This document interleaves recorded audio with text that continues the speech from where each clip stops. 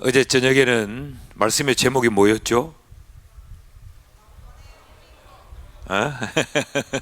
이 자매는 내가 눈을 딱 보고 어제 저녁에 뭐였지 하니까 지금 절반은 기억나는데 절반은 기억이 안 나. 왕권의 확립으로. 이번 부흥의 주제가 뭐죠? 여기 있네. 모르면 큰일이라도 빨리 해야지.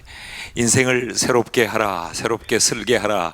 우리의 인생을 새롭게 설계하려면 가장 우선적으로 필요한 것이 왕권이 확립되어져야 우리의 인생이 새롭게 설립될 줄 믿습니다.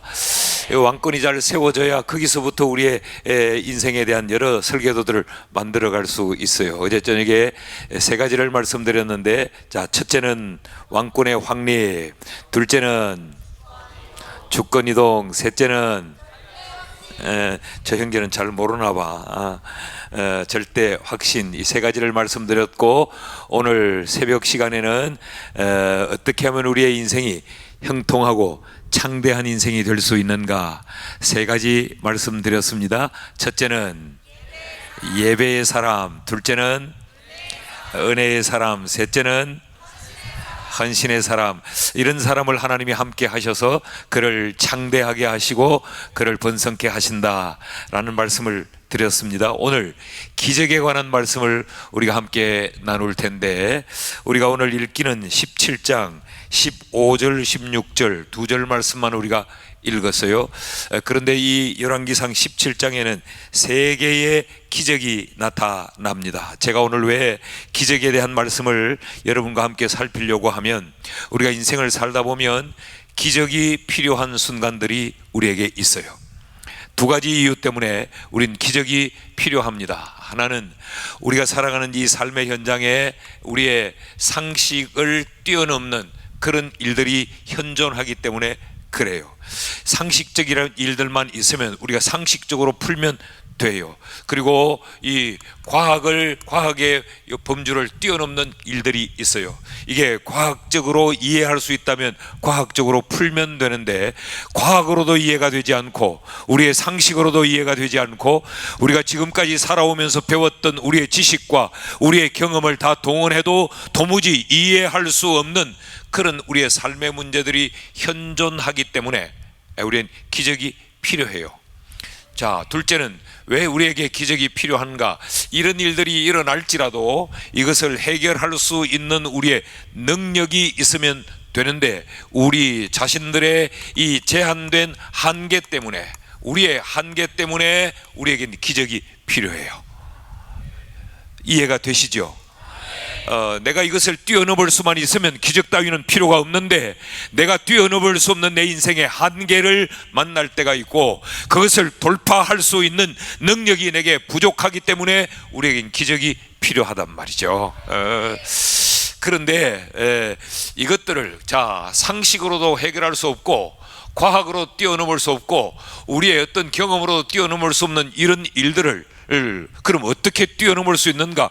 기적으로 뛰어넘는다면 이 기적이 우리에게 찾아오는 그 통로가 뭔가? 신앙입니다.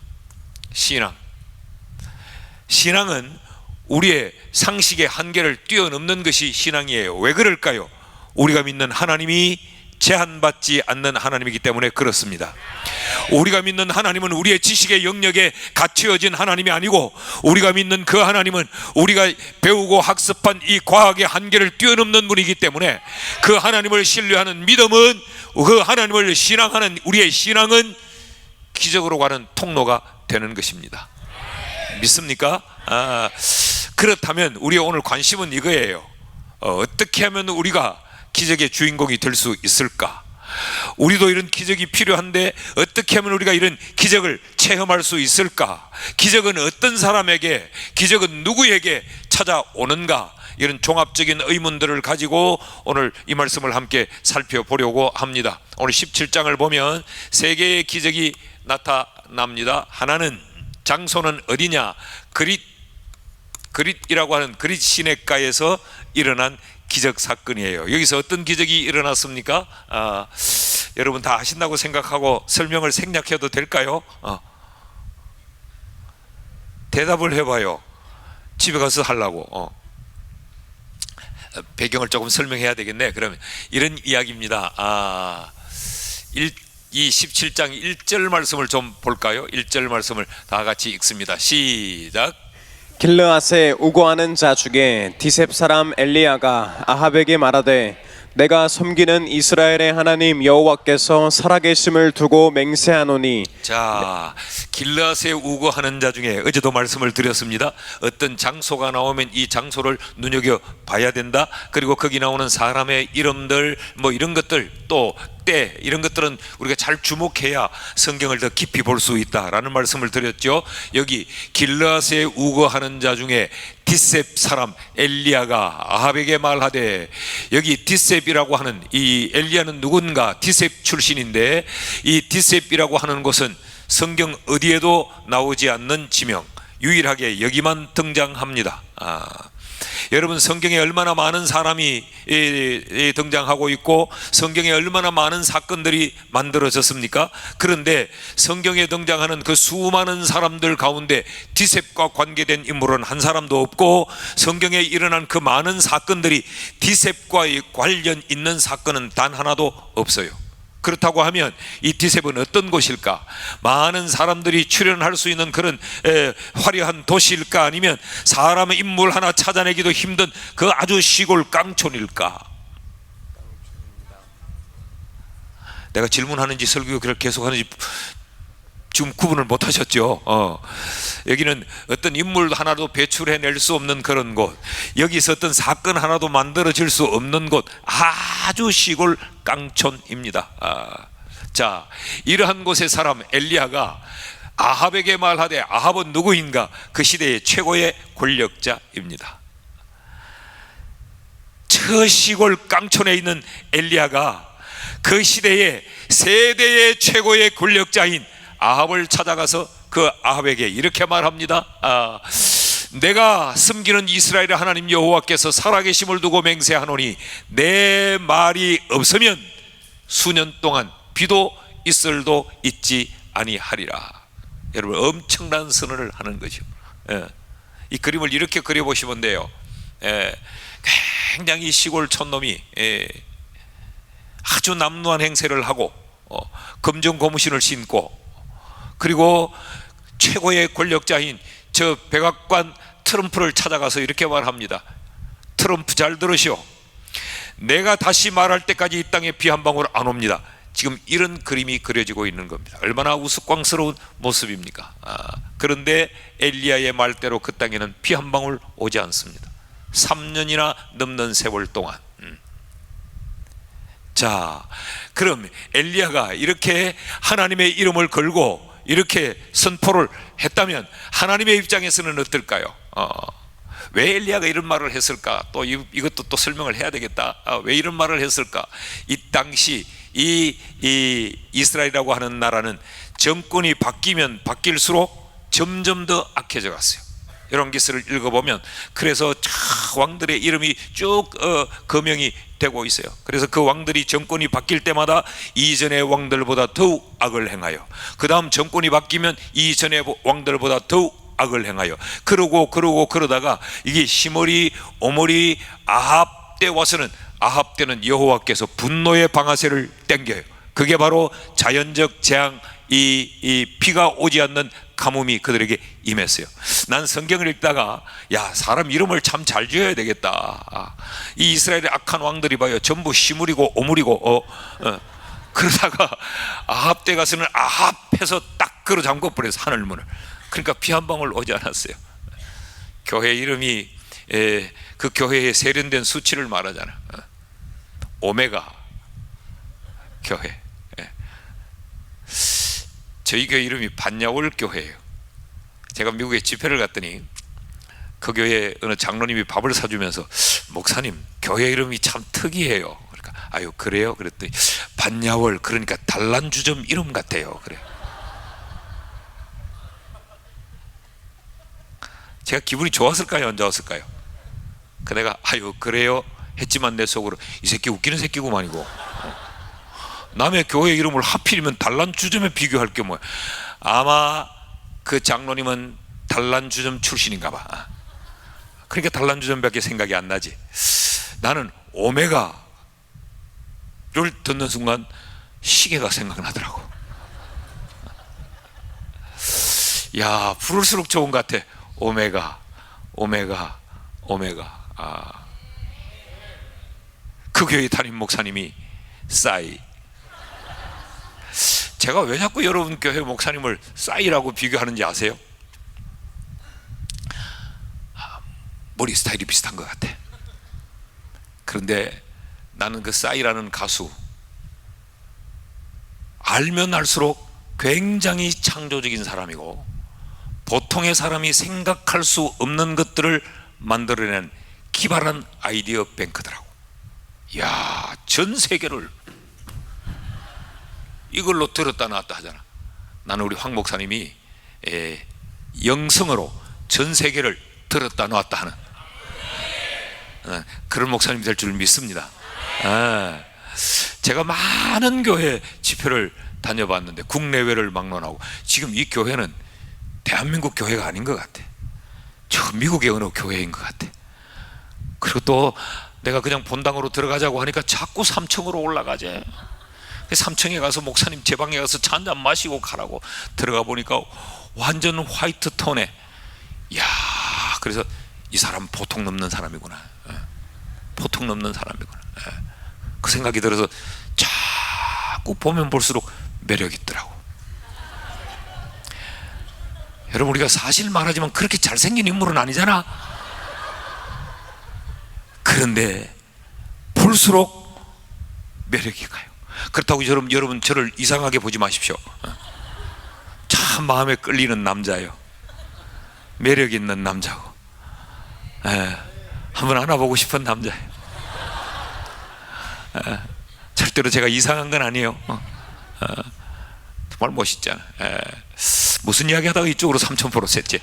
자, 그런데 이런 엘리야가 그 말을 선포하고 났을 때 하나님이 보시고 어떤 마음이 들었겠어요? 야, 너 나를 위해서 이렇게 헌신했구나. 이렇게 왕들이 점점 악해져 가서 내가 이들을 치는데 네가 이 사실을 전달했구나. 이건 목숨을 걸고 한 거예요. 그랬으면 그 다음 하나님이 어떻게 말을 해야 됩니까? 엘리야야, 수고했다.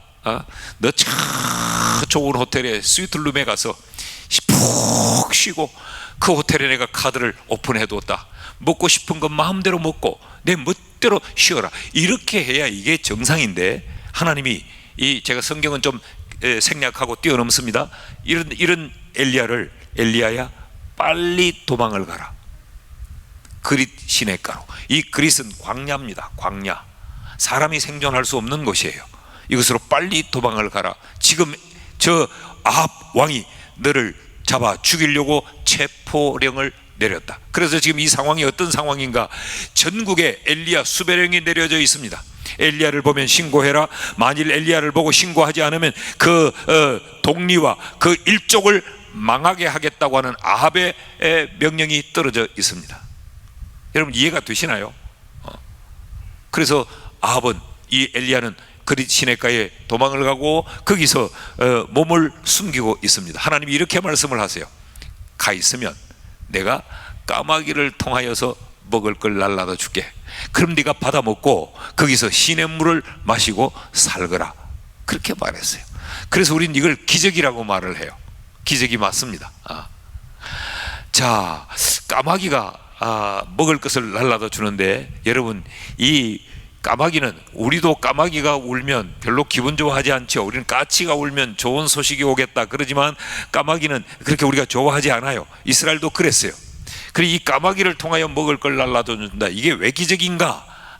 이 까마귀는 잡식성 새입니다.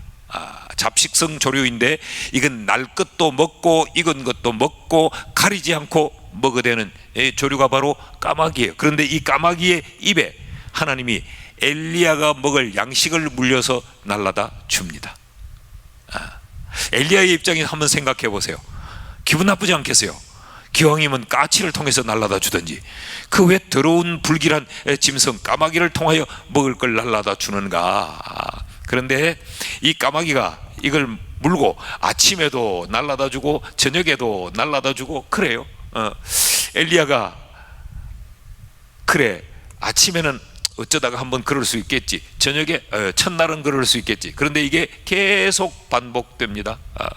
왜 그랬을까? 여러분, 이 까마귀가 먹을 것을 물고 날라다 줄 때 사람들은 그곳에 사람이 있다고는 전혀 생각하지 않은 거예요. 그래서 엘리야를 색출 명령이 내려져 있는 그 엘리야를 하나님이 보존하시기 위해서 모두가 부정한 짐승, 쳐다보기도 싫어한 그 짐승 까마귀의 입에다가 음식을 물려서 엘리야에게 공급해 줘요. 이게 기적인 거지.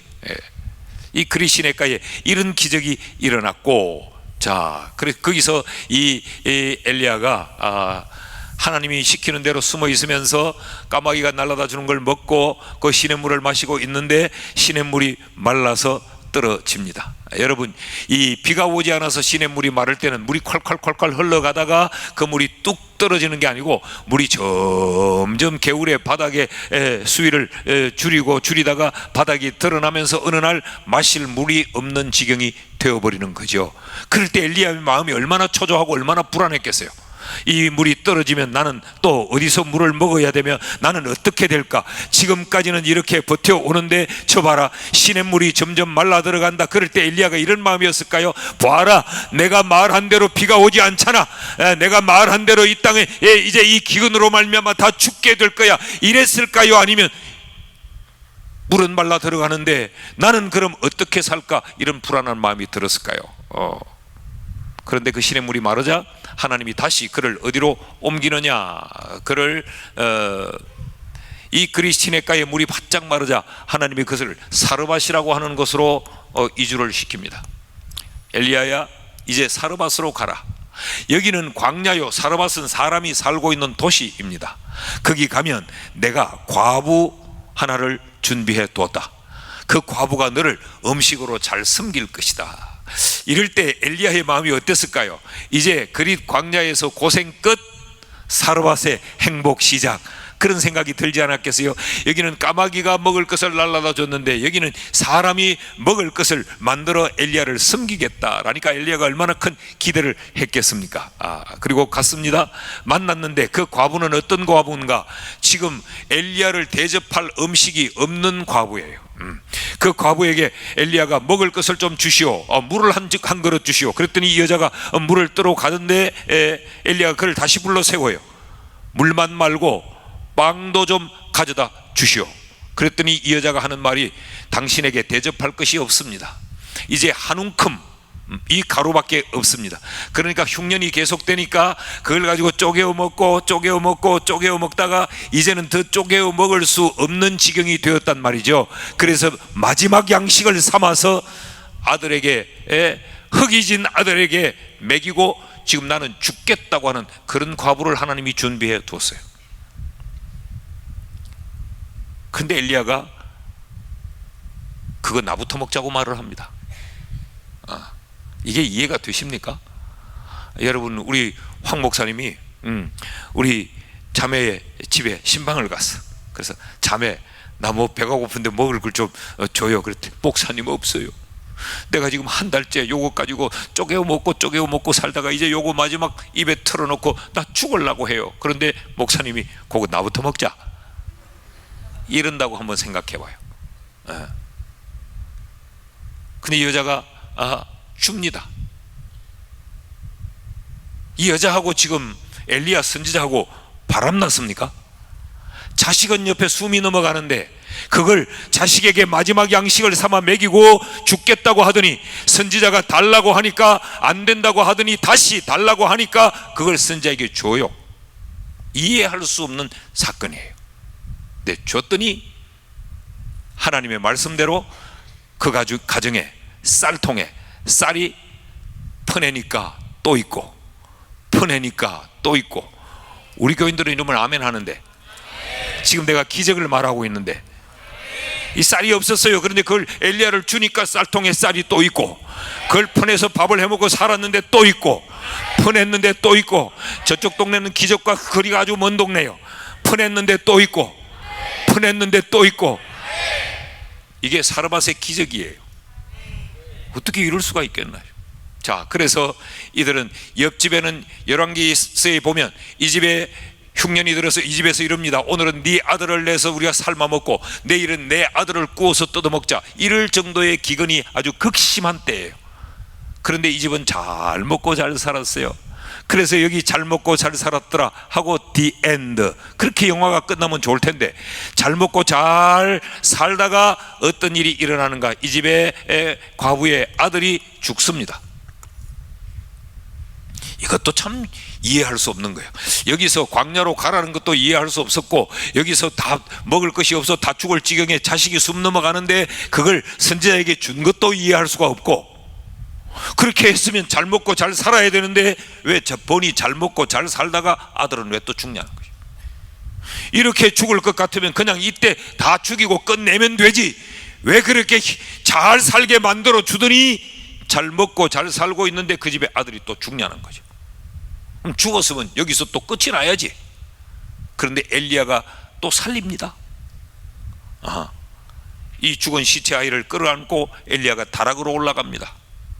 그래 다락에 올라가서 거기서 몸을 3번 눕히고 기도하니까 살아나요. 난 이게 성경을 읽다가 이게 참 궁금하더라고. 여러분, 산 사람은 이렇게 안고 가기가 좋아요. 그가 나를 딱 붙더니까. 한데 죽은 사람은 못하잖아. 그걸 끌어안고 다락으로 올라가는 게 얼마나 힘이 들었겠어요. 어차피 살릴 거 여서 살리지, 왜 그걸 끌어안고 다락으로 올라가나? 이렇게 자꾸 의문을 가져보면 성경이 점점 재미있어져요. 의심하면 안 되지만 의문을 가지면 성경을 더 깊이 볼 수 있어요. 왜 그리 지라는 광야로 가게 했을까? 이 의문을 가져야 그리스로 가게 한 하나님의 의도를 우리가 알 수 있게 되고, 왜 사르밧에 가서 하필 그런 먹을 것이 없어 다 죽어가는 그 과부였을까를 생각하면 이 의미가 또 달라져요. 왜 그랬을까? 성경에는 안 나와요. 내가 기도하다가 이런 생각이 들더라고. 엘리야가 그 과부가 보는 앞에서 내가 살려볼게 하고 기도했다가 만약에 안 살아나면 쪽팔리잖아. 그럴까봐 몰래 다락으로 올라가서 살면 살고 안 살면 안 살고 한번 해봤을 거 아닌가, 그런 생각을 해봐요. 이거 천국 가면 나는 엘리야한테 물어보려고 해요. 형님, 그때 왜 다락까지 데리고 갔습니까? 자, 이것이 이 나타난 3가지 기적이에요. 이 기적의 중심 인물이 엘리야입니다. 엘리야. 그런데 우리가 아까 살펴봤듯이 이 엘리야는 촌놈이에요. 야고보서 5장 17절 말씀, 거기 엘리야를 이렇게 소개합니다. 같이 읽어요. 야고보서 5장 17절 다 같이 시작. 엘리야는 우리와 성정이 같은 사람이로되 그가 비가 오지 않기를 간절히 기도한즉 3년 6개월 동안 땅에 비가 오지 아니하고. 엘리야는 우리와 성정이 같은 사람이라. 그 말은 엘리야는 우리와 전혀 다를 바가 없는 그런 사람이라는 겁니다. 그런 사람을 통하여서 하나님이 이런 기적의 주인공이 되게 했다. 성경이 왜 이걸 우리에게 밝히느냐? 너희도 기적의 주인공이 될 수 있다. 여러분, 성경에 등장하는 많은 인물들은 믿음의 영웅들로 우리가 치부하면 안 돼요. 성경이 아브라함을 말하지만 아브라함이 위대했다는 걸 우리에게 말하려고 하지 않고, 그 별 볼 일 없는 아브라함이 그렇게 믿음의 조상이 될 수 있었던 것을 우리에게 보이면서 너희도 아브라함처럼 믿음의 조상이 될 수 있다. 여러분, 하나님이 아브라함에게 자식 준다고 했죠. 아브라함이 처음부터 안 믿었어요. 주겠다니까 그래요? 주면 좋죠. 그랬다가 안 믿었어요. 아무래도 하나님 안 될 것 같아요. 하나님은 우리에게 자식을 못 줄 것 같아요. 우리 집에 있는 저 종놈을 그냥 하나님이 줬다 합시다. 그리고 하나님이 아니야, 내가 준다고. 그때 사례는 경수가 이미 끊어졌어요. 경수가 뭔지 알죠? 뭐요? 말하기는 좀 곤란하고, 그지? 아이를 생산할 수 있는 능력이 이미 단산되었어요. 근데 하나님이 준다고 하니까 그래요? 믿져봐야 본전인데 한번 믿어봅시다 했지만 시간이 가니까 역시나 하나님은 줄 수 없어. 그러니까 우리 집에 저 종놈을 대신 하나님이 줬다고 하고 아들로 합시다. 하나님이 아니야, 내가 줄 거야. 사례를 통하여 줄 거야. 그래요? 그럼 진짜 줄라나? 또 시간을 가져보지만 아브라함은 또 믿지 않아요. 안 된다고. 그래서 이 사례가 자기 대신에 자기 집에 있는 여종, 튼튼하게 생겨 애 잘 낳게 생긴 여종 하나를, 하갈을 아브라함에게 집어넣습니다. 하나님이 그것도 아니야, 내가 사례를 통해서 준다고. 그래서 아브라함이 100세 때 아들을 얻어요. 성경은 우리에게 가르치는가 하면, 아브라함도 별 볼 일 없었다, 아브라함도 너희와 다를 게 없었다, 잘 믿는다고 하더니 금방 의심하고, 믿습니다 해놓고 금방 불신하고, 아브라함도 이랬다. 그런데 이런 아브라함을 내가 이삭을 주고 난 다음 하나님이, 아브라함아, 네 아들을 저 모리아에 있는 한 산에 데리고 올라가 내게 제물로 바쳐라. 그랬더니 아브라함이 아침에 일찍이 일어나 그 아들을 데리고 제물로 바치려고 올라가잖아요. 내가 아브라함을 이렇게까지 만들었다. 그러니 너도, 너희의 가족도, 지금은 보잘것없지만 대단한 존재가 아니지만 내가 그렇게 만들 것이야. 성경은 전부 이렇게 가르치는 거예요. 엘리야도 그렇습니다. 어떻게 엘리야가 위대해서 이런 기적의 주인공이 됐느냐? 18장에 가보면 엘리야가 우리가 잘 아는 갈멜산에서 막 불이 막 떨어지는 이런 기도를 하지요. 엘리야는 대단한 인물처럼 우리가 생각하지요. 하나님은 아니야, 엘리야도 너희와 전혀 다를 바가 없어서. 그런 엘리야가 이런 기적의 중심 인물이 된다면 너희도 기적의 중심 인물이 될 수 있어. 하나님은 이걸 우리에게 가르치는 거죠. 여러분 믿으십시오. 엘리야가 그랬다면 우리도 그럴 수 있습니다. 왜냐하면 엘리야의 하나님이 우리의 하나님이기 때문에 그래요. 엘리야가 믿었던 그 하나님이 우리의 하나님이 되시니까, 엘리야에게 그런 역사를 베풀었던 하나님이 우리에게도 그 역사를 베푸실 수 있습니다. 아멘. 이게 우리의 희망인 거지. 이게 우리의 배짱인 거지. 그래, 나도 잘 넘어지고, 나도 잘 엎어져, 나도 참 비겁해, 나도 얍삽해, 나도 별 볼 일 없는 존재야. 그래도 하나님의 손에 잡히면 하나님이 나를 엘리야처럼 기적의 주인공으로 세울 수 있어. 제가 어제 저녁에 말씀드린 것 같은데, 제가 군에 갈 때 43kg, 장가 갈 때 47kg, 저희 교회 부임할 때 49kg. 그래서 저희 어머니가 나를 결혼시켜 놓고, 저희 때는 신혼여행이 이제 제주도 가는 신혼여행이 좋은 데 가는 거였어요. 비행기 타고 간다고. 신혼여행을 떠나보내 놓고 저희 돌아와서 우리 어머니가 엉엉 울었어요. 여러분, 딸을 시집 보내고는 우는 엄마가 혹 있어도 아들 장가 보내고는 엄마들이 잘 안 울죠. 엉엉 우니까 우리 아버지가 물었어요. 여보, 왜 울어? 그랬더니, 여보, 저놈이 오늘 밤에 남자 구실 하겠나? 47kg짜리 아들을 결혼을 시켜놓고 저게 오늘 밤에 남자 구실은 하겠나? 그래서 울었다는 거 아니에요. 여러분, 제가 가족 계획을 안 했으면 엄청 많이 낳았을 겁니다. 제가 3남매를 낳았어요. 그것도 다 내가 조절을 해서 낳아서 그렇지. 뭘 이야기를 하게. 우리 부모의 눈에는 저렇게 몸이 약하고, 제가 폐를 가지고 할 수 있는 병은 다 해봤어요. 결핵을 해보고, 늑막염을 해보고, 그리고 폐에 바람이 빠지는 기흉, 폐에 피가 채이는 혈흉, 뭐 이런 것들을, 폐를 가지고 할 수 있는 병은 다 해봤어요. 그래, 안 그랬으면 제가 엄청 더 컸을지 몰라요. 근데 이 청소년 시절에 계속 병으로 그렇게 시달렸기 때문에 요만큼밖에 못 컸어요. 그러니 우리 어머니가 얼마나 애잔하고 안타까웠겠어요. 저게 인간이 되겠나 싶었어요. 근데 인간이 돼 있잖아요. 저는 신학교를 불 받고 간 것도 아니고, 하나님이 오라 해서 하나님의 음성을 듣고 간 것도 아니고, 저는 신학교를 우리 아버지 공갈 협박에 못 이겨 신학교를 갔습니다. 자, 어느 날 제가 길을 가다가 갑자기 길에서 쓰러졌어요. 졸도를 한 거죠.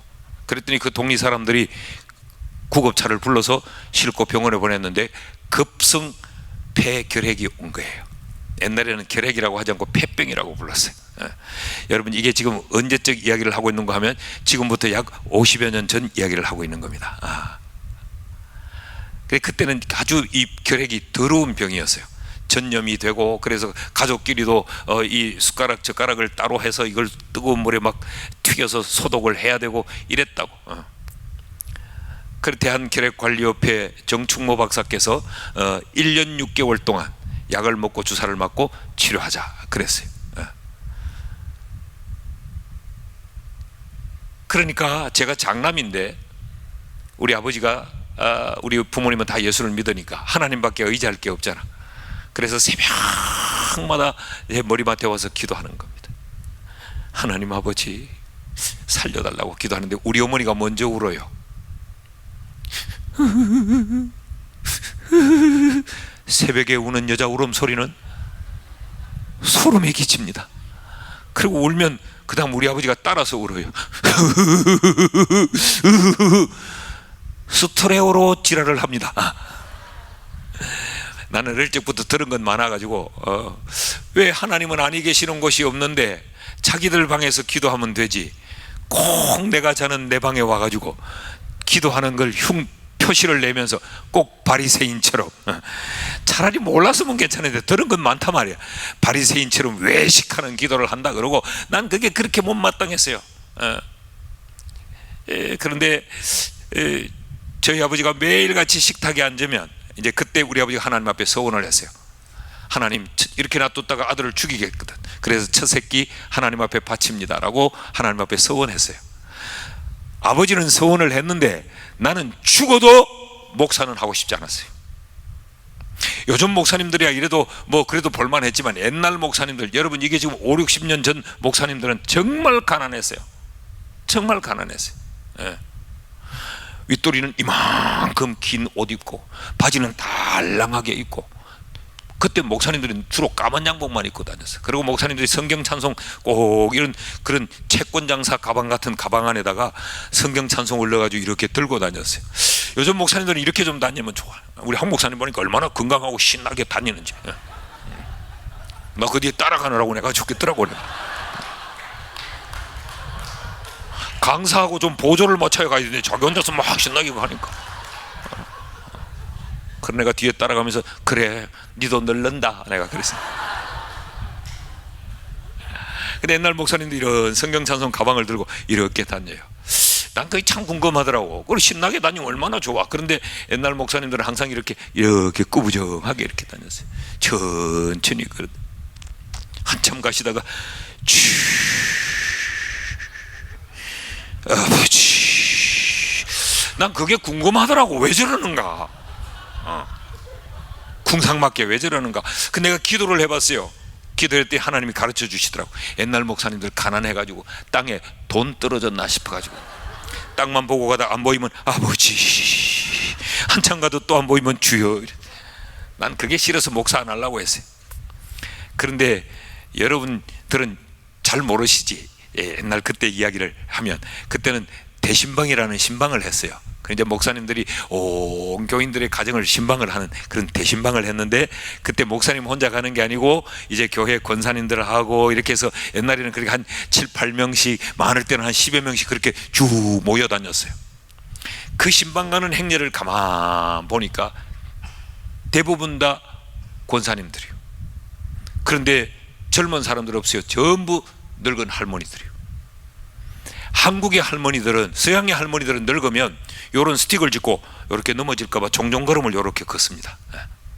근데 한국 할머니들은 늙으면 특징이 무릎이 벌어집니다. 그게 신기해요. 할머니 저 뒤에 두 분 계시는데 한번 나가 보실래요? 이게 무릎이 조금 벌어져요. 그리고 다 가방을 하나씩 들고 다녀요. 성경 찬송 듣는 가방. 그리고 이렇게 걸어 다녀요. 이렇게 걸어 다녀요. 근데 거기 장로님 한 분이 끼어 있어요. 그 장로님은 성경 찬송을 끌어안고 걸음도 제대로 못 걸어요. 벌벌벌 떨면서. 자, 그림을 한번 그려봐요. 목사님 앞에 이래가지고 그 뒤에 장로님 한 분 이러고 따라가고 있고 그 뒤에 권사님들 이러고 따라다니고 있는데 한번 생각해봐요. 그걸 보고 내가 목사하고 싶었겠어요. 죽어도 안 한다 그랬. 그러니까 우리 아버지가 매일 아침마다 우리 어머니하고 이렇게 이야기를 합니다. 여보, 내 친구 황성은이라고 있는데 자기 아버지가 목사라고 서원했는데 목사 안 하고 사업하다가 물에 빠져 죽었거든. 물에 빠져 죽어. 그 다음날 아침에는 또 우리 아버지 다른 친구가 등장을 합니다. 여보, 내 친구 황은성이라고 있는데 자기 아버지가 목사라고 하나님 앞에 서원했는데 목사 안 하고 딴짓하고 돌아다니다가 기차에 치여 죽어버렸다. 우리 아버지 친구들은 다 기차에 치여 죽고 물에 빠져 죽고 다 죽은 거예요. 제가 알지요. 우리 아버지가 지금 공갈한다, 거짓말한다라는 걸 내가 다 알아요. 그리고 우리 어머니는 또 그게 맞장구를 쳐. 어머머머머머머머머머, 하나님 앞에 서운한 거 안 지키면 다 죽네. 아이고 다 죽네. 이제 나 들으라는 거지. 너도 죽는다는 거지. 여러분 이걸 매일 아침 들어봐요. 브레인워시, 이 세뇌가 돼버려. 세뇌가. 요즘 말로 하면 그루밍 되는 거지. 내가 그때 저희 집이 잘 살았어요. 그래서 2층 집이었어요. 1층에서 이제 2층으로, 저는 2층 방이었는데 이 계단이 이렇게 돼 있는데 거기 계단에서 내려오다가 제가 굴렀어요. 근데 크게 다치지는 않았어. 좀 타박상을 조금 입었어요. 우리 어머니가 봐라,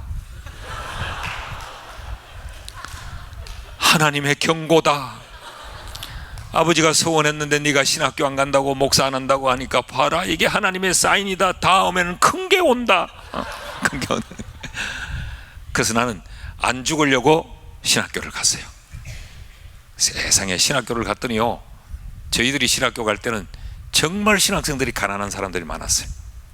예수 믿는다고 쫓겨난 것들, 그래가지고 등록금도 못 내고 기숙사 방에도 못 들어가서 예배드리는 이 채플실 예배당에 저 커튼을 뺏겨가지고 그걸 이불처럼 덮고 새벽에 일어나 걸고, 이런 친구들이 참 많았어요.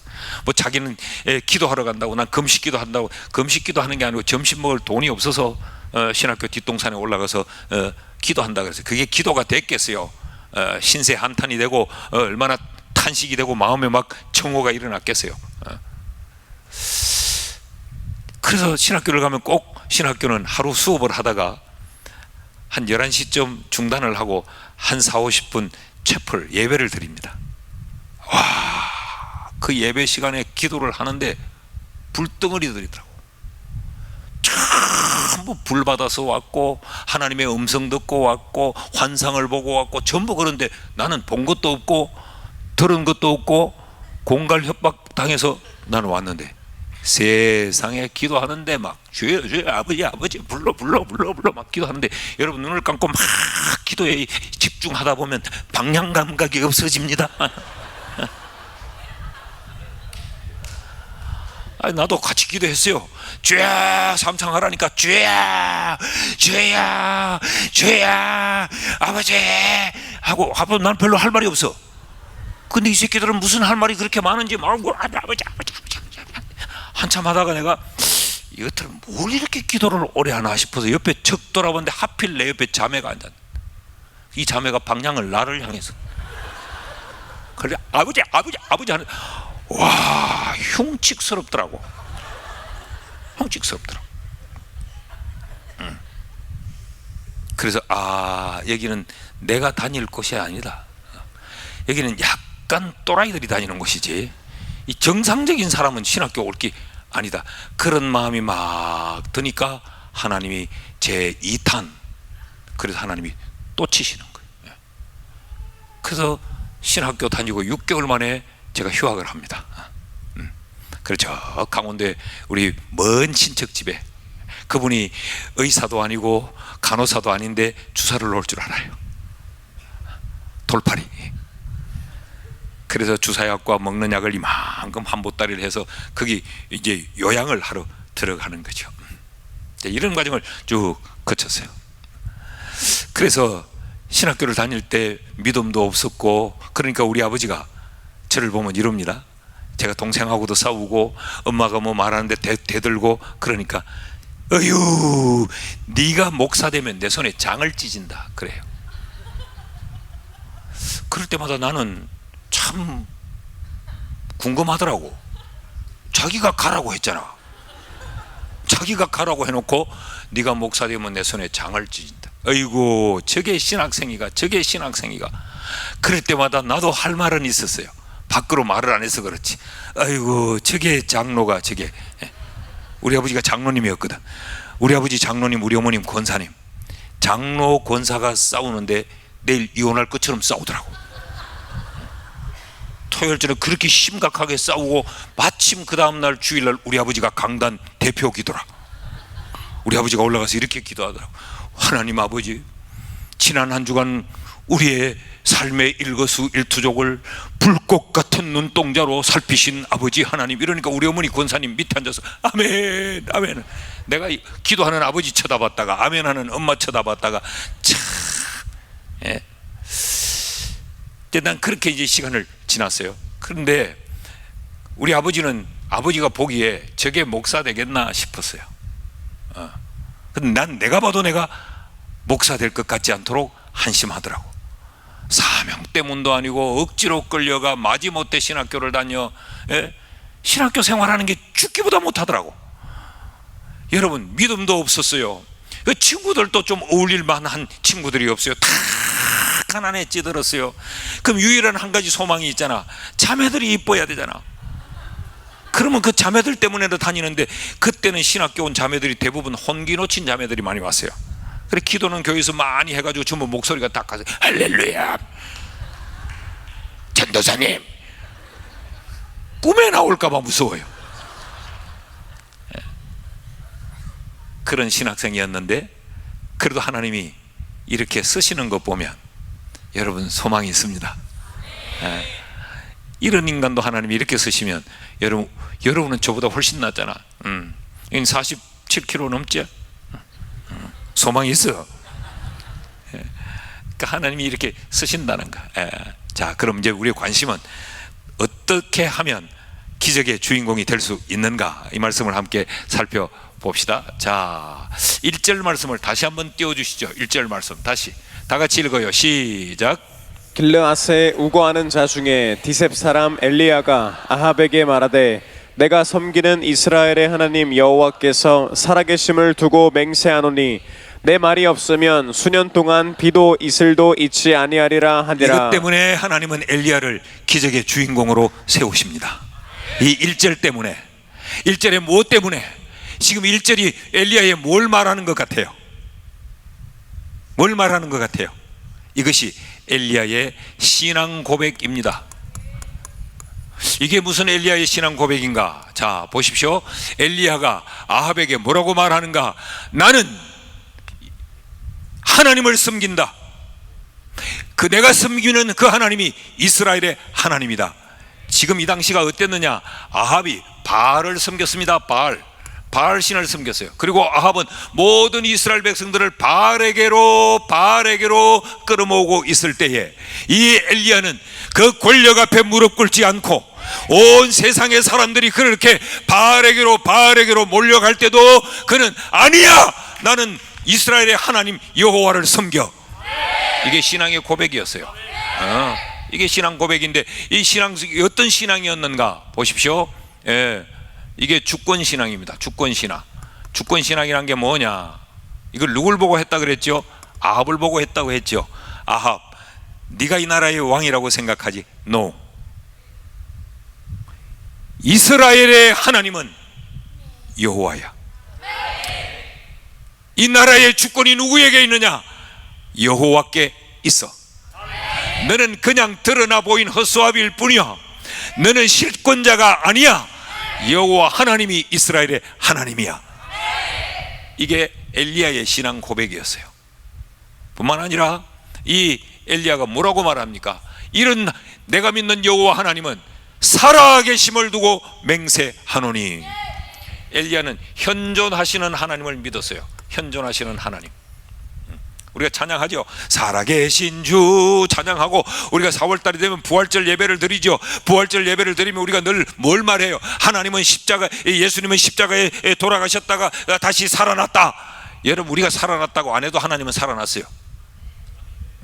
그 예수님이 사셨다라고 하는 걸 우리가 기억하는 것이 아니고, 부활주일은 우리에게 뭘 메시지를 던지느냐? 살아나셨기 때문에 지금 현존하고 계신다. 믿습니까? 이게 부활의 신앙이요. 부활의 신앙은 내가 죽었다가 다시 부활한다는 이것도 부활의 신앙이지만, 예수가 부활했다고 하는 건 지금 현존하고 계신다. 우리의 삶의 현장에, 내가 머무는, 내 걸음이 머무는 그곳마다 하나님이 거기 계시고, 내가 어떤 일을 할지라도 내가 일하는 그 현장에 하나님이 거기 계시고, 내가 눈물 흘릴 때도 거기 계시고, 내가 기뻐 춤을 출 때도 거기 계시고, 하나님은 어느 곳에나 나와 함께 현존하고 계신다. 이게 엘리야의 신앙이었어요. 엘리야의 신앙. 나는 여호와가 살아계심을 두고 맹세한다. 그리고 뭐라고 말해요? 내 말이 없으면 수년 동안 이슬도 비도 있지 아니하리라.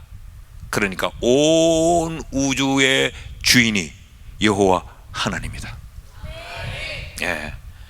이게 굳이 이름을 붙여본다면 주인 신앙이에요. 주인 신앙. 이런 신앙의 고백을 하는 사람을 하나님은 기적의 주인공으로 세우십니다. 여러분, 우리 한국교회 성도들의 이 신앙의 고질적인 병폐가 뭐냐? 이런 신앙을 고백해요. 이런 신앙을 찬양해요. 하나님이 살아계신다고 노래해요. 이 세상 모든 만물이 하나님의 것이라고 우리 노래해요. 그런데 이게 어디서만 고백을 하느냐? 교회 안에서만 해요. 교회 안에서만 찬양해요.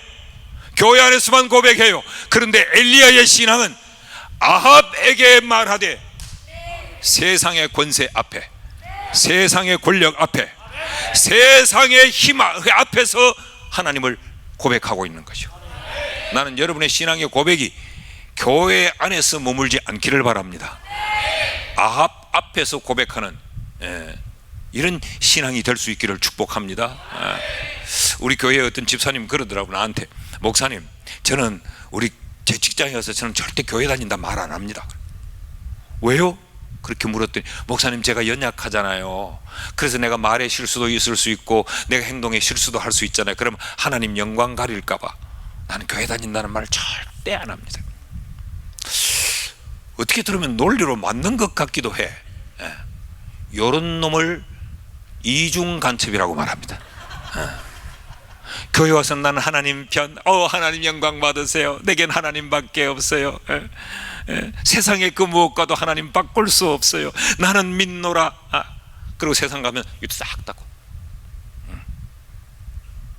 그러니까 연락에 교회 다니고 교회 와서 미친 듯이 찬양을 하고 온몸을 부르르 떨면서 기도를 해도 기적의 주인공이 못 되는 겁니다.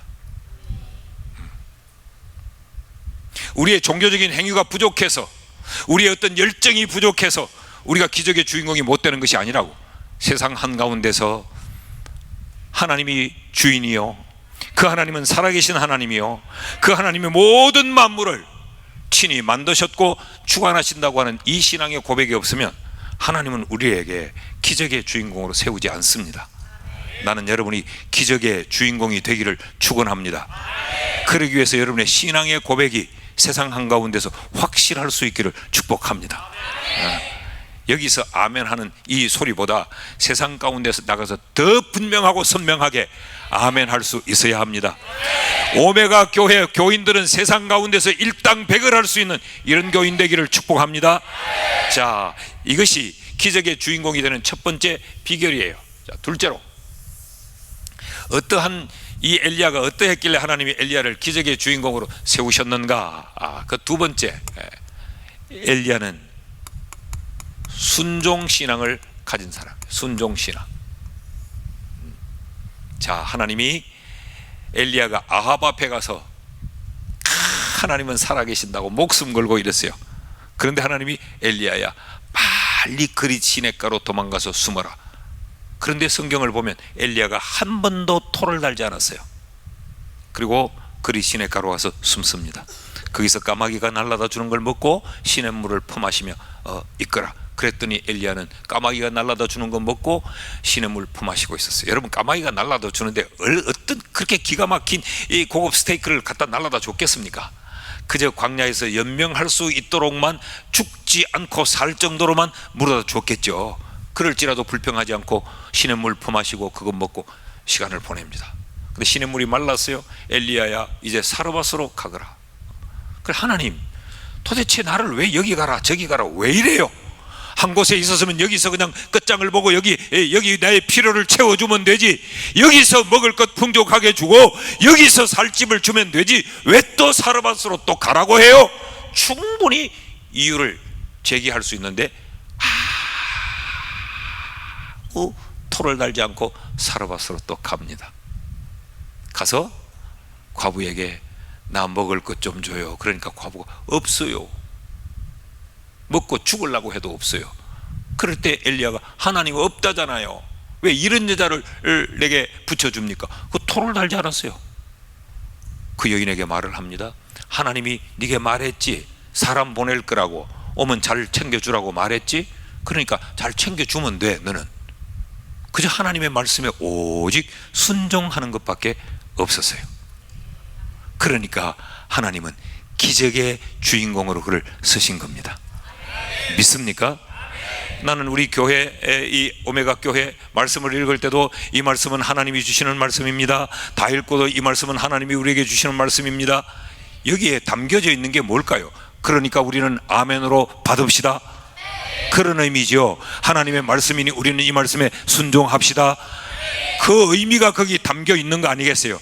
여러분, 순종의 신앙이라야 기적의 주인공이 됩니다. 뭐에 대하여 순종하는가? 하나님의 말씀에 대하여 순종하는 거예요. 말씀에 대하여 순종하는 거예요. 하나님이 엘리야야 가거라, 사르밧으로. 네. 엘리야야 가서 과부에게 말해라. 네. 하나님이 이렇게 하라면 네, 저렇게 하라면 네. 하나님의 말씀이면 무조건 아멘하는 이 순종이요. 그런가 하면 보세요. 자, 이 과부가 선지자의 말에 처음엔 토를 한번 달아요. 줄 게 없는데요. 그러니까 선지자가 뭐라고 말해요? 하나님이 말씀했잖아. 그러니까 그 먹을 걸 내게 먼저 가져와 라고 하니까 이 하나님의 권위에 순종합니다. 하나님의 권위에. 논리는 맞지 않아요. 상식은 안 맞아요. 내 자식이 지금 숨 넘어가고 있는데, 그러나 하나님의 말씀 앞에, 그 하나님이 보낸 이 하나님의 권위 앞에 이 사르밧 과부는 순종해요. 그랬더니 그 쌀독에 쌀이 떨어지지 않고 폰에도 또 나오고 폰에도 또 나오고. 여러분, 오늘 이 시대는 권위의 순종을 잃어버린 시대예요. 우리 오메가 교회 성도들은 그렇지 않겠지만 오늘 이 세상의 젊은 세대는 권위에 대하여 반항하는 세대지 순종하는 세대가 아니에요. 이것이 교회 안으로도 들어와요. 그래서 교회 안에서 교회 생활을 하면서도 늘 권위에 대하여 저항하고 권위에 대하여 반항하는, 신앙은 철저하게 하나님의 권위에 순종하는 것입니다. 믿기를 축원합니다. 이 시대에 보기 힘든 하나님의 말씀과 하나님의 권위에 순종하는 우리 오메가 교회 성도들이 되기를 축복합니다. 이래서 엘리야는 기적의 주인공이 돼요. 자, 신앙 고백, 순종하는 신앙. 근데 여기서 끝나지 않습니다. 제가 이제 말씀드리려고 하는 세 번째 것이 제가 말씀드리려고 하는 거예요. 세 번째 것. 네. 하나님은 왜 엘리야를 기적의 주인공으로 세우는가? 그 기적을 만드는 그 하나님의 방법은 무엇이었는가? 따라합시다. 파종신앙. 파종신앙. 파종신앙. 파종이란 건 씨앗을 심는 거죠. 자, 잘 보세요. 성경은 여러분들이 좀 참고하고 우리 자막을 띄우는 분 알아서 잘 띄워주시면 좋겠어요. 자, 여기 과부, 그리고 엘리야, 이렇게 이야기합니다. 지금 이 과부에겐 뭐가 있느냐? 이제 한 줌의 마지막 양식이 남아 있습니다. 이 여인은 지금 요 양식을 먹고 죽으려고 합니다. 죽음을 선택합니다. 근데 엘리야는 지금 뭐라고 말을 합니까? 요 양식으로 먹고 죽지 말고 하나님의 말씀대로 하나님께 드려라라고 말해요. 그러니까 양식을 삼지 말고 요것을 씨앗으로 쓰자라고 말을 해요. 그리고 죽지 말고 살자라고 이야기합니다. 엘리야가 이렇게 말하죠. 그래, 제 아이하고 먹고 죽으려고 합니다. 그러니까 그래, 먼저 내게 가져와라. 그 다음 내가 먹고 그 다음 너와 네 자식이 먹어라. 이 말은 무슨 말인가 하면 엘리야가 지금 뺏어 먹는 게 아니고 하나님의 말씀이 그랬으니까 그 말씀대로 드리자, 그런 이야기야. 그러면 그 다음 너와 네 자식이 먹을 것은 하나님이 책임지신다. 자, 그러니까 이 생각이 너무 차이 나는 거죠. 똑같은 상황이에요. 똑같은 상황. 마지막 한 끼 양식입니다. 그런데 이 여자는 죽음을 생각하고 있고 엘리야는 살 것을 생각하고 있는 것이죠. 결과가 어떻게 됐습니까? 죽자는 생각대로 된 것이 아니고 살자는 생각대로 되었죠. 뭘 우리가 파종해야 되는가? 가장 먼저는 우리의 생각의 파종입니다. 생각의 파종. 여러분, 생각이 우리의 감정을 만듭니다. 우리의 감정이 우리 행동을 만듭니다. 그러니까 결국 내 인생은 무엇에 의해 지배를 당하는고 하면 내 생각에 의해 지배를 당해요. 이 여자는 지금 보세요. 죽자는 생각을 합니다. 그러면 이 여자는 죽음밖에 없어요. 그런데 지금 엘리야는 아니야, 살자를 생각해요. 그러니까 삽니다. 사랑하는 여러분, 어떤 환경과 어떤 상황 앞에서도 여러분 생각을, 믿음의 생각을 파종할 수 있기를 바랍니다. 그래, 한 끼밖에 없지만 그래도 우리 어제 저녁에 말씀을 생각했죠. 나는 요것밖에 안 보이지만 하나님이 남겨두신 것이 있어. 하나님이 무언가 준비해 두신 것이 있어. 그러니 이것 때문에 죽지 않아 라고 하는 긍정의 생각을 파종할 수 있기를 축복합니다. 제가 저희 교회 부임을 하니까 목사님이 2년마다 3년마다 계속 바뀌니까 목사님들이 처음 바뀌면 또 뭔가를 새롭게 하려고 막 적극적으로 시도를 했다가 또 떠나시고, 또 다른 목사님이 오시면 또 뭘 시도를 하다가 또 떠나시고, 그러니까 안 해본 건 없어요. 온갖 걸 다 해봤는데 제대로 열매를 거둔 건 없어요. 그래서 제가 뭘 하나 하려고, 야, 제자 훈련을 좀 합시다 그랬더니 아이고, 우리 벌써 고급반까지 다 했대. 고급반까지. 그러니까 자기들이 다 고급 제자가 다 됐다는 이야기지. 아이, 그래요? 그러면 전도 폭발이라고 하는 이 전도 훈련이 있는데 이걸 하면, 아유, 그거 우리 다 해봤대. 물음표 2개 되는 거 빠지 다 달고 다 해봤대. 아이, 그런가요? 그럼 이 성경 공부, 이 베델 성경 공부에, 아이고, 그거 벌써 다 뗐대. 그럼 크로스웨이라는 성경 공부, 아이고, 그것도 다 훑었대. 웬간하면 뗐고 훑었고 마스터했고 안 해본 게 없더라고. 나는 담임 목사가 처음이에요, 이 교회가. 그러니까 나는 아무것도 할 게 없더라고. 야, 이걸 도대체 그럼 어떻게 해야 되겠나? 그때 하나님이 제게 주신 말씀이 본질에 충실해라. 이것저것 하려고 하지 말고 사람이 평생 짜장면 먹고 탕수육 먹고 팔보채 먹고 그래 사는 게 아니고 밥 먹고 산다. 본질에 충실해라. 열심히 설교하고 열심히 기도 운동만 일으켜라.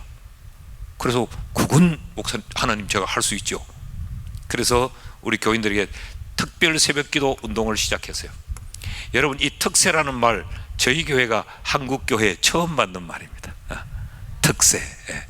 새 중에 가장 높이 나는 새가 특세라는 말 많이 들어봤죠? 이 다 원조가 여기 있어요.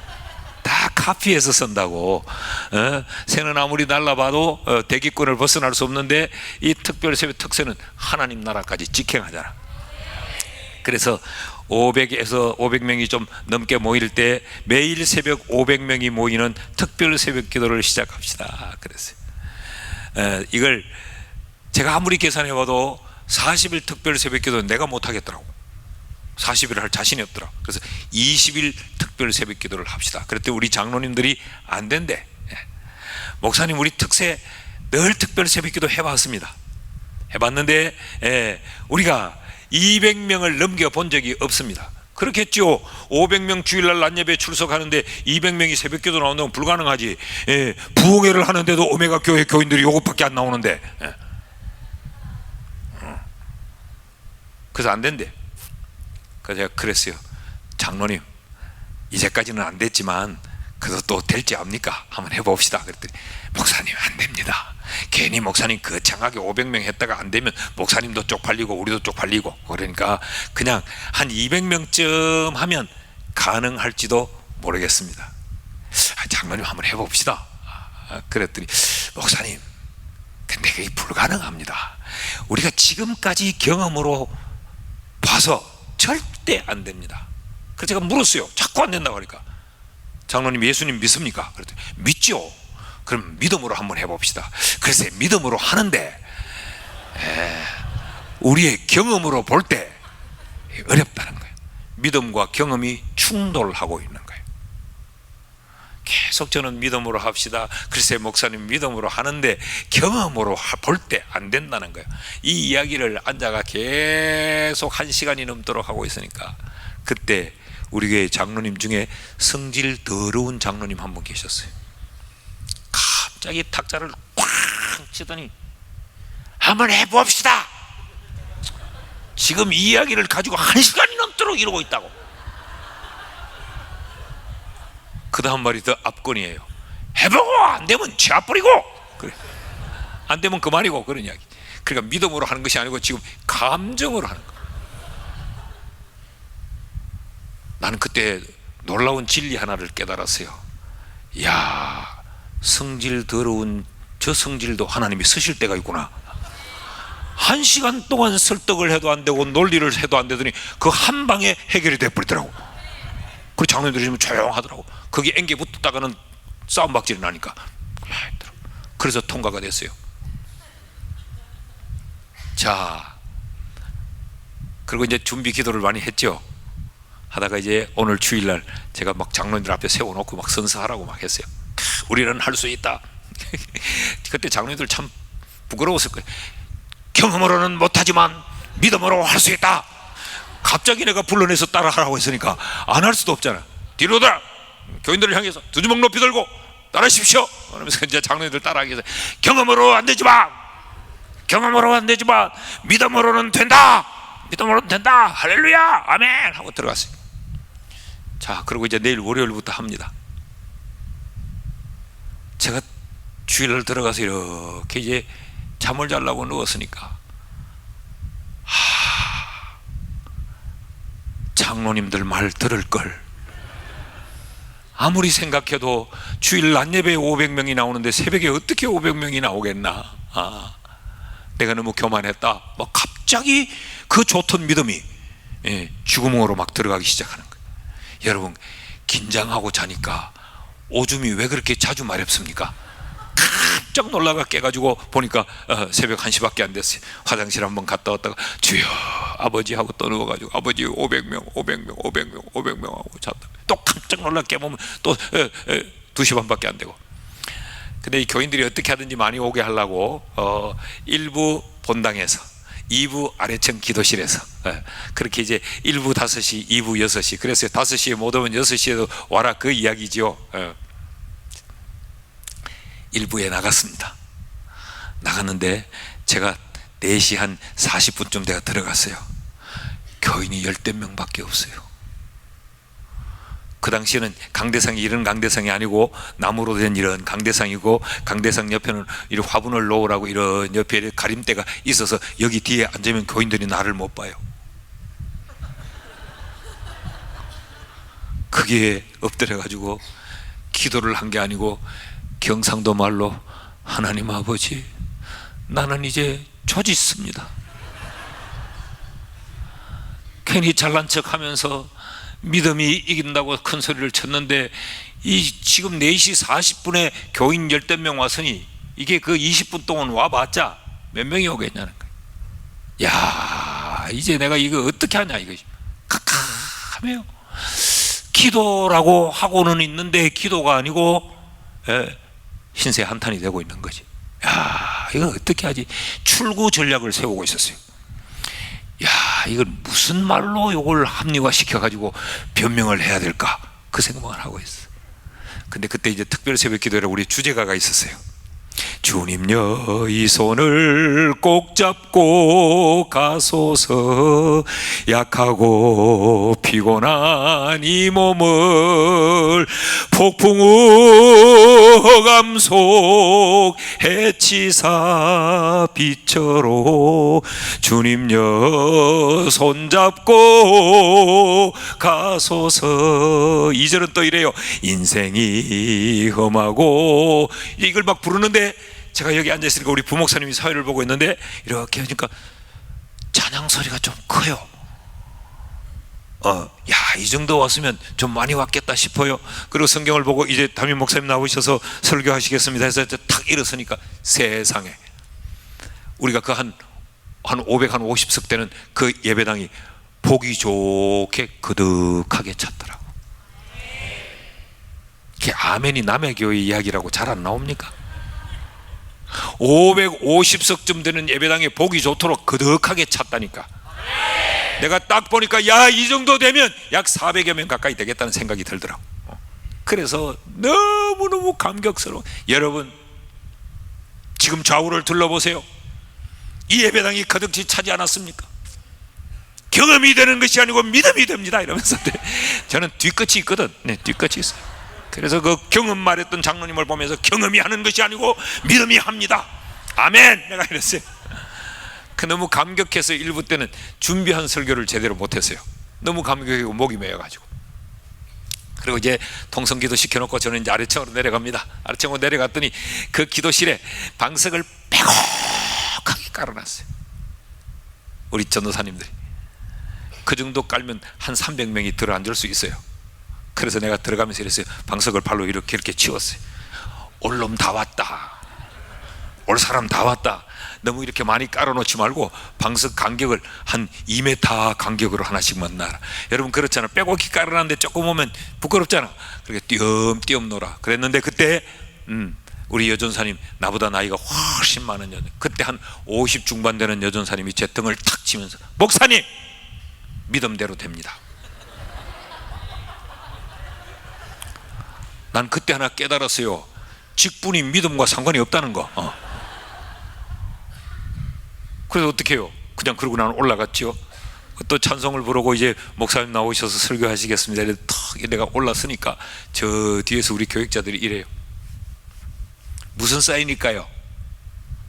교인들이 계속 들어온다는 거, 자리를 앞으로 당겨라는 거죠. 그러면 내가 어떻게 해야 돼요? 믿음이 있으면. 여러분 앞자리 여기까지 바짝 당겨 앉으십시오 이래야 되는데 너무 또 싹 앞으로 왔다가 뒤가 꽉 모자라면 그것도 보기가 안 좋잖아. 그래서 여러분 찬송 한 장 부르겠습니다. 부르시면서 여러분 앉은만큼만 앞으로 당겨 앉으십시다. 그랬더니 이 방석을 깔고 앉았다가 교인들이 이렇게 해가지고 앉은만큼만 앞으로 당겼어. 그래 찬송 한 절을 부르고 쳐다보니까 뒤에서 또 당기래. 한 절 불러서 또 당기래. 2부 때는 자리를 당기다가 설교를 또 제대로 못했네. 1부 때는 감격해서 제대로 못하고 2부 때는 자리를 땡기다가 못했어요. 그래서 첫날 새벽에 몇 명이 왔을까? 668명이 왔어요.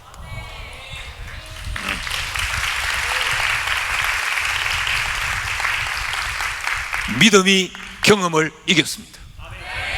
내가 믿음이 경험을 이긴다는 이 이야기를 1년 동안 우려먹었다고. 내가 그 말 할 때마다 그 장로님을 보면서 믿음은 경험을 이깁니다 라고 보면서. 그래서 20일 동안 우리 교회에 12,540명이 예배를 드렸어요. 자, 그러니까 막 교인들의 마음이 흥분하기 시작합니다. 아, 믿으면 되네. 야, 기적은 일어날 수 있네. 우리는 할 수 없다고 생각했는데 하나님은 할 수 있다는 생각을 파종하는 것이 이렇게 중요하네. 그러니까 막 이제 소문이 막 퍼져나가는 겁니다. 와, 반야울교회 성령의 불이 떨어졌다고. 성령의 불이 떨어졌다고. 그러니까 다른 교회 다니는 교인들이 구경하고 오기 시작하더라고. 구경하러 왔다가 이 훌륭한 목사님을 만나니까 미련 없이 그 목사님을 버리고 찾아오더라고. 어떻게 668명이 왔을까? 이게 궁금하죠? 애들 다 데리고 온 거예요. 다 데리고 오고 뱃속에도 넣어갖고 오고. 근데 이건 이제 카운트가 어려운 거잖아. 그런데 택시를 타고 왔는데, 그 당시 우리 교회가 골목 안에 있었어요. 그 당시에는 택시를 타고 왔는데 또 다른 사람이 택시 타고 오니까 이 택시가 못 나가는 거죠. 그래서 택시 운전사도 들어오고, 옆에 교회 가던 교인이 하다 보니까 새벽에 계속 이 교회로 사람들이 막 들어가니까 무슨 일이 있나 그래서 들어오고. 이때부터 우리 교회는 생각이 믿음이다. 믿음이 생각이다. 믿음이 생각이고 생각이 믿음이에요. 그래서 안 된다, 할 수 없다라는 생각을 안 하는 거죠. 처음 교회를 짓고 1500석 본당의 교회를 짓고 그 다음 3000석을 지을 때는 우리 장로님들이 짓자고 이야기를 막 하는 거예요. 그래서 장로님, 우리 지금 돈이 없잖아. 지금 우리 한국 경제가 이렇게 힘든데, 목사님 언제 우리가 돈 가지고 했습니까? 믿음으로 했지. 예. 그 내가 할 말이 없잖아요. 글쎄, 믿음으로 하는데 건축을 하려면 돈이 필요하잖아. 우리 장로님들이 글쎄 돈이 필요한데 믿음으로 하면 되잖아요. 은행 있잖아요. 은행. 예. 은행 있지. 믿음으로 합시다. 목사님, 믿음으로 합시다. 예. 그러니까 교회가 이렇게 바뀌어지더라고. 나는 여러분이 생각을 파종하는 자 되기를 축복합니다. 자, 죽었다가 깨도 안 된다, 할 수 없다 말하지 않기를 바랍니다. 따라합시다. 하면 된다, 할 수 있다, 해보자. 누구 때문에? 하나님 때문에. 아멘. 이런 생각의 파종이 기적을 만들어내는 걸 믿기를 축복합니다. 자, 둘째로 과부는 죽자라는 생각을 했는데 엘리야는 살자라는 생각을 했죠.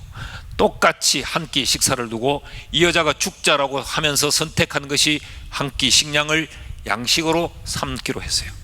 그런데 이 엘리야는 요 한 끼 식사를 양식으로 삼지 말고 씨앗으로 삼자 그랬어요.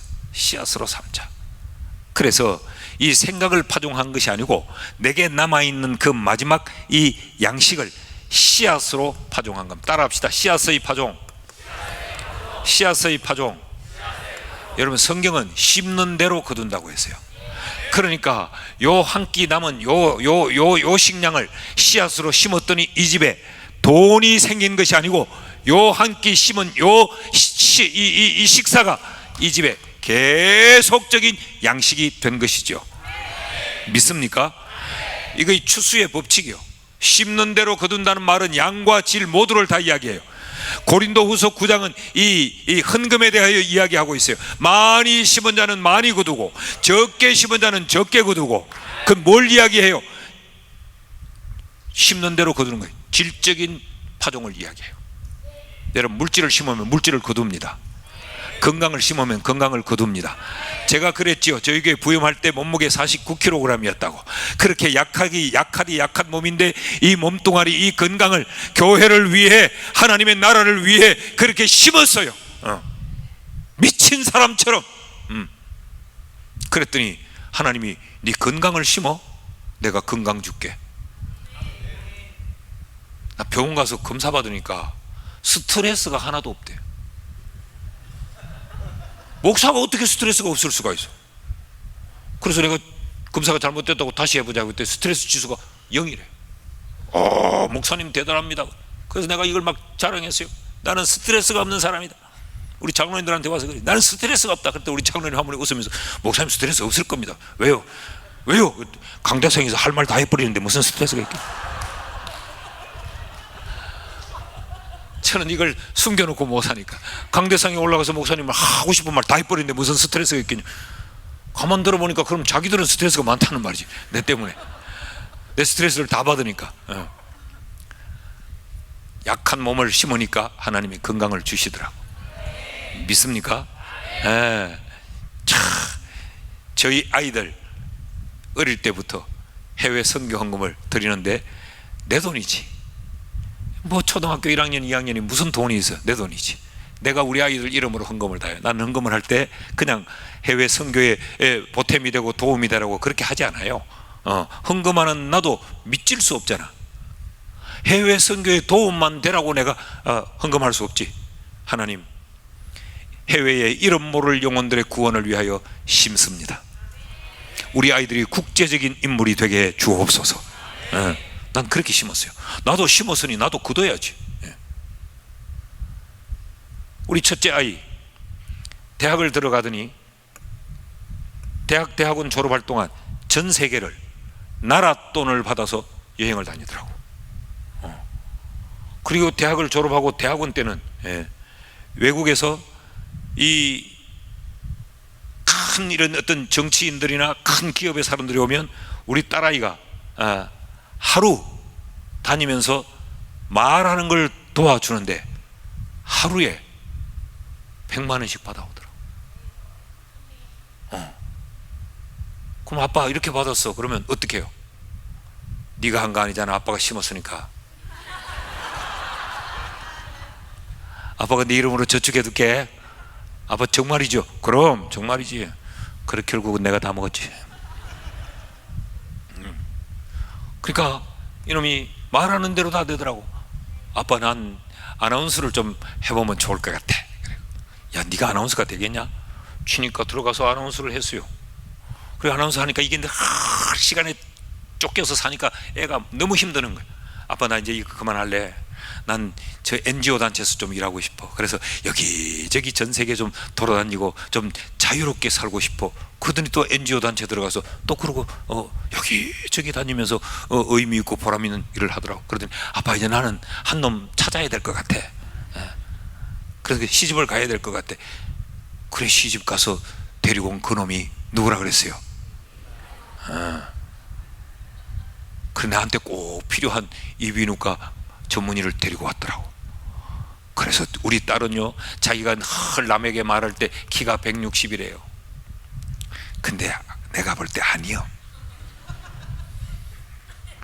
근데 절대 비밀이라고. 그런데 자기의 키에 늘 컴플렉스가 있었어. 그러더니 신랑을 데리고 왔는데요 신랑이 191cm. 근데 신기하죠. 내가 쳐다보니까 이만큼 높으던데 우리 식구가 되니까 그렇게 안 커 보이더라고.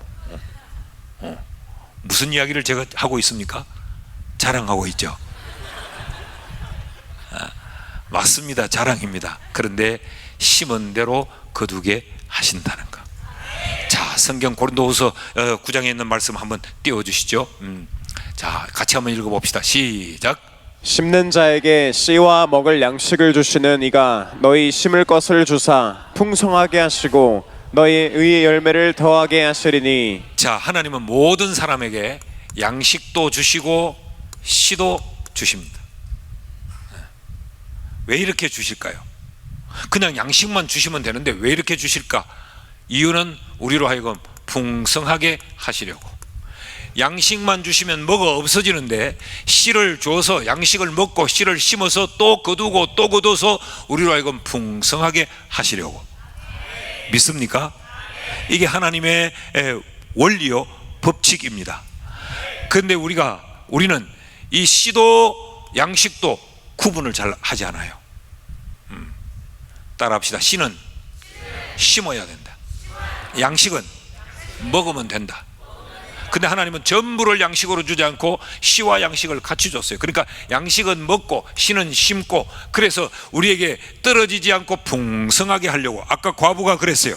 과부는 아까 양식을 삼겠다 그럼 그거 홀딱 먹고 때깔 좋게 죽어버리는데, 그러지 않고 씨로 심었더니 풍성하게 거두잖아요. 이게 파종의 원리입니다. 여러분 심어야 기적을 거둡니다. 믿기를 축복합니다. 우리는 자꾸 심지도 않고 거두게만 해달라고 하는데 하나님은 심어라 거두게 해줄게, 심어라 거두게 해줄게, 심어라 거두게 해줄게 라고 말하는 거죠. 저희 교회에서 약 한 40-50분 떨어진 곳에서 포도농사를 하는 우리 집사님이 계세요. 그분이 포도농사를 하면 제일 먼저 이 포도를 수확한 것을 한 박스 저희 집에 가지고 옵니다. 그런데 절대로 큰 박스는 안 갖고 와요. 요만한 박스만 갖고 와요. 그래서 갖고 와서 목사님 첫 수확인데 좀 드시죠. 근데 몇 송이 가져오니까 그 중에서 제일 좋은 걸 골라서 가져오지 않겠습니까? 그럼 내가 그걸 받고 반은 진심 반은 그냥 건성으로 어휴 집사님 대단하시다. 어떻게 농사 짓는 기술이 이렇게 좋아요? 이건 진심이기도 하지만 그냥 인사치레로 하는 말이에요. 그러면 어떻게 해야 됩니까? 아유 목사님 별 말씀을 다 하세요. 맛있게 드세요 이러고 가야 되잖아요. 집사님 어떻게 이렇게 기술이 좋아요? 그러면 그 집사님이 이럽니다. 목사님이 그렇게 말씀하시면 안 되죠. 이 새끼가 되게 잘난 척을 하는 거야. 목사한테 목사님이 그렇게 말씀하시면 안 되죠. 그럼 내가 포도를 받아 들고 이렇게 써 있죠. 그럼 목사님 어떤 농부가 포도농사를 잘 짓고 싶지 않는 농부가 어디 있겠습니까? 내가 농사를 잘 지어서 잘 된 것이 아니고 하나님이 잘 되게 해 주셔서 나는 거둔 것 뿐입니다. 맛있게 드세요. 그러고 가는 거예요. 그럼 내가 대문 앞에서 아무 할 말이 없네. 졸지에 당해가지고 허를 찔렸잖아. 가만히 있다가. 그럼 자기 엘리베이터 타고 내려가면 들어오면서 내가 할 말은 그 새끼 되게 잘난 척하네, 그거밖에 없어요. 그러니 여러분, 이 말이 맞아요, 안 맞아요? 하나님이 되게 해주셔서 거둔 것 뿐이잖아. 그러니까 심어서 거두는 게 우리는 복이 아니라고 생각하는데, 심어서 하나님이 우리를 풍성케 하시는 것이 하나님의 기적의 원리라는 겁니다. 믿습니까? 저는 여러분 교회 와서 왜 내가 흥분하느냐, 나 다른 교회 가면 이렇게 설교 오래 안 해요. 근데 왜 이렇게 흥분하느냐, 여러분이 이 성전을 건축하면서 여러분 믿음을 심었을 거 아니에요. 여러분 이 성전을 건축하면서 하나님이 우리 교회를 통해 받으실 그 영광의 생각을 심었을 거 아니에요. 그 여러분 물질도 심었을 거 아니에요. 이것들이 이제 어떻게 풍성하게 거두어질까? 제가 이제부터 오메가 교회를 주목하면서 볼 거예요. 사람들에게도 소개도 할 거고, 야, 대전에 가면 그 싸이 비슷하게 닮은 목사가 있는데, 야, 그 오메가 교회인데 그 교회를 주목해서 봐라. 그 교회를 주목해서 봐라. 그 교회 젊은이들이 많이 모이던데, 야, 그 사람들은 설교를 1시간 반 2시간 해도 안 가더라. 오늘 저녁 예배 때 간 사람은 청년이 아니고 늙은 사람이에요. 대단한 교인들이다.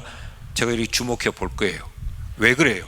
이렇게 심었으니까 이제는 하나님이 거두게 하실 일만 남은 거죠. 믿습니까? 자, 그러면 씨가 뭐냐? 씨가 무엇이 씨냐? 그 이 씨를 성경 속에서 찾으려면 한도 끝도 없게 많겠지만 크게 몇 가지를 좀 생각해 봅시다. 이 씨가 뭐냐? 주일이에요. 주일. 월화수목금토는 나를 위하여 먹는 양식이에요. 그러나 주일은 하나님을 위하여 심는 씨앗이지 우리 양식이 아니에요. 나는 여러분이 이 주일을 씨로 심는 자 될 수 있기를 축복합니다. 주일은 내 양식이 아니에요. 구분하여서 하나님께 드려야 될 씨앗이에요. 둘째로 11조가 씨입니다. 11조. 하나님은 10분의 9는 내가 양식으로 먹되 10분의 1은 하나님 거로 구별해 놓았어요. 그래서 이 11조를 하지 않으면 하나님이 도둑놈이라 그랬어요. 하나님의 것을 떼먹는 도적질이라고 성경이 그렇게 가르치고 있어요. 이건 내 것이 아니고 하나님 앞에 드리는 씨앗, 씨라는 거죠. 씨. 하나만 더 생각하면, 오늘 아침에도 잠깐 말씀을 드렸는데, 여호와의 이름을 위하여 하는 일체의 헌신, 그건 다 주의 이름을 위하여 하는 헌신은 씨입니다. 이건 그냥 허공에 사라지지 않아요. 하나님이 반드시 기억하시고 열매를 거두게 하십니다. 나는 우리 오메가 교회가 이런 젊은 형제 자매들이 많이 모이기 때문에 심는 것을 가볍게 여길 위험도 있어요. 젊으니까 해야 될 일이 많아서 내가 먹어야 될 일들이 너무 많으니까, 지금 젊을 때는 나를 위해 먹고 나도 나중에 노년에 나를 위해 안 먹어도 될 때가 되면 그때 심어야 되지 라고 생각할 위험성도 있겠다 싶어요. 여러분, 일찍 심으면 일찍 거둡니다. 늦게 심으면 늦게 거둡니다. 그게 추수의 법칙이에요. 나는 여러분이 젊은 날에 하나님 앞에 파종할 줄 아는 믿음의 사람들이 되기를 축원합니다. 저희 교회는 주일날, 수요일날, 금요일날, 그리고 매일 우리 교회는 헌금하는 시간이 없습니다. 헌금 주머니를 이렇게 돌려서 헌금하는 시간이 없다고. 저 뒤에 헌금 함이 몇 개 놓여 있습니다. 우리 교인들은요, 심어서 거둔다는 이 맛을 본 교인들이에요. 그러니까 새벽기도 오면서도 하나님 앞에 예물을 심고, 또 수요일날 오면서도 예물을 심고, 금요일날 오면서도 심고, 헌금하는 시간이 따로 없다니까. 그냥 들어오면서 자신들이 스스로 심는 거죠. 저는 1년이 가도 헌금에 대한 설교를 안 합니다. 교인들이 이미 맛을 봤어요. 그러니까 심으면 거두더라. 그러니까 교인들이 그냥 들며 날며 헌금들. 그러니까 우리 교회는 헌금을 개수하는 이게 힘든 거지. 그리고 우리 교육자실에 이만한 금고가 있어요. 그럼 새벽기도 마치면 거기 갖다 놓고, 또 뭐 수요예배 마치면 거기 갖다 놓고, 주일날 마치면 거기 갖다 놓고, 그러면 주일날 재정부에서 다 가져가서 정리하고. 그러니까 교회가 부흥하더라고. 교인들의 삶이 자꾸 넉넉해지고 여유로워지는 걸 보게 돼요. 나는 오메가 교회가 이런 씨앗을 심는 교회 되기를 주의 이름으로 축원합니다. 축원합니다. 그래서 제가 이런 제안을 좀 하고 싶어요. 이번 부흥회 때 우리 모두가 하나님 앞에 한번 씨앗을 심었으면 좋겠다 싶어요. 우리 목사님 좀 준비를 해 주셔서 나가실 때 우리 헌금 봉투를 다 좀 받아가서 내일 저녁에 씨앗 헌금을 한번 심어 봅시다. 그 씨앗 예물을 드리는데, 이 속에 이 씨앗이 하나님 앞에 물질의 씨앗이지만, 이 속에 우리의 생각도 심고, 우리의 기도 제목도 심고, 우리의 미래도 심고, 우리의 자녀에 대한 비전도 심고, 우리의 가정의 모든 기도의 제목들을 다 심자고. 그래서 내일 씨앗 예물을 드리고, 한번 이제 그것이 어떻게 발화가 되는지, 이것이 얼마만큼 자라게 되는지, 이 씨앗에서 얼마만큼의 이 풍성한 소득이 주어지는지 이제 믿음으로 관찰하는 것. 아멘입니까? 네. 저는 우리 교회에서 이걸 체험을 한 거죠. 여러분 생각해봐요. 매 10년마다 예배당을 짓는데, 한 번 예배당을 지으면 우리 교회도 부채가 많을 때는 150억까지 부채가 있었어요. 그런데 지금 우리 교회 부채 하나 없어요. 왜 그럴까요? 그럼 돈이 어디 하늘에서 뚝 떨어졌나? 하나님이 우리 교인들에게 씨앗을 심는 것을 통해서 풍성하게 부어주시더라니까. 그러니까 그런 부채를 해결했다는 말은 교인들의 삶이 여유로워지고 넉넉해졌다는 이야기죠. 나는 우리 오메가 교회가 이런 축복의 전당이 될 수 있기를 축복합니다. 이 교회를 출입하는 자들마다 하나님 앞에 심는 자가 되어서 심어서 풍성히 거두는 이런 축복의 주인공들이 되기를 축원합니다. 따라합시다. 심으면 반드시 거둔다. 거두되 기적으로 거둔다. 믿으시면 아멘. 자, 요거 한 끼 요거 마지막 식사를 삼을 수밖에 없는 요 작은 것, 요걸 심었더니 퍼내니까 또 있고, 퍼내니까 또 있고, 상상할 수 없는 기적이 그 가정에 임했다는 거예요. 이게 하나님의 기적의 원리입니다. 저희 할머니, 자기는 자꾸 초등학교 나왔다 그러는데 초등학교를 못 나왔어요. 저희들이 어릴 때 가면 우리 할머니가 이만한 성경책을 펴놓고 성경을 읽습니다. 여호와께서 가라사대 이렇게 읽어야 되는데, 여호와께서 가라사대 이렇게 읽으니까 뜻을 알 수 있겠어요? 그러니까 겨우겨우 이제 한글은 깨쳐서 그렇게만 읽는 거지. 여러분, 하나님께는 앉아서 가면 안 돼요. 서 가라, 그렇게 서서 가야 돼. 이렇게 국어를 읽는 분이에요. 근데 찬송은 그 당시 700곡 찬송이 곡조가 다 똑같아요. 태산을 넘어 홍콩에 가도, 그러니까 남들이 태산을 넘어 험곡에 가도, 그러니까 우리 할머니는 그게 험곡이 귀에 홍콩으로 느낀 거지. 태산을 넘어 홍콩에 가도 죄짐 맡은 우리 구주 멀리 갔더니 나의 갈 길 다가도록. 찬송가 온갖 것을 다 끌어다가 다 합니다. 다 하다가 자기가 끝내고 싶을 때는 아무데나 아멘 하면 끝이 나는 거예요. 그런 무식한 우리 할머니예요. 우리가 방학 때 할머니 집에 놀러 가면 우리 할머니가 곡간을 열어요. 그 곡간이라고 해도 열어봤자 감자 몇 알, 옥수수 몇 자루밖에 없어요. 그러니까 그걸 삶아주고 구워주고 그리고 밥을 이렇게 포근하면 그 밥을 누룽지, 그래서 거기다가 여러분 사카린이라면 아나요?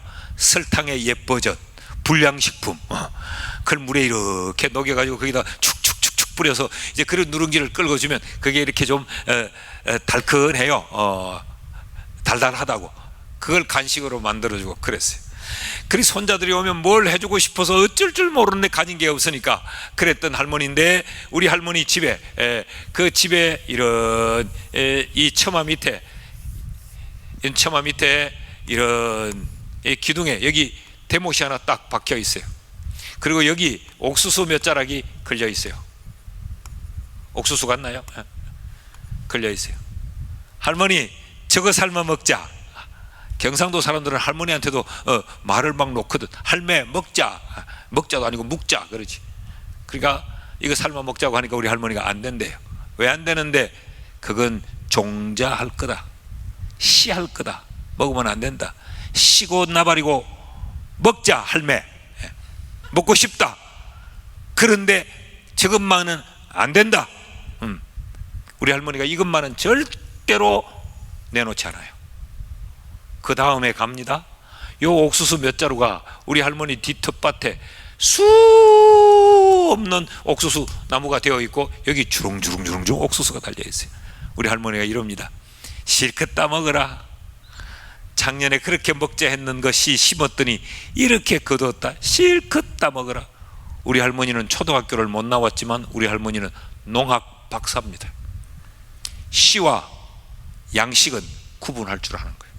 아무리 먹고 싶어도 이 씨를 먹어버리면 그 순간은 기쁘고 즐겁고 배불렀을지 모르지만 그 다음 해에 아무것도 먹을 것이 없어요. 그 뒤텃밭은 풀만 가득 자랄 뿐이지. 여러분, 우리의 인생이 그래요. 파종하지 않으면 거둘 것이 없어집니다. 교회를 그렇게 오래 다녀도 씨를 심지 않고 파종하지 않으면 그 삶에 풀만 무성하지, 모양만 가득 채워졌지 거둘 게 없어요. 이번 부흥의 기간을 통해서 여러분 씨를 심는 이런 신앙의 결단자가 되기를 축복합니다.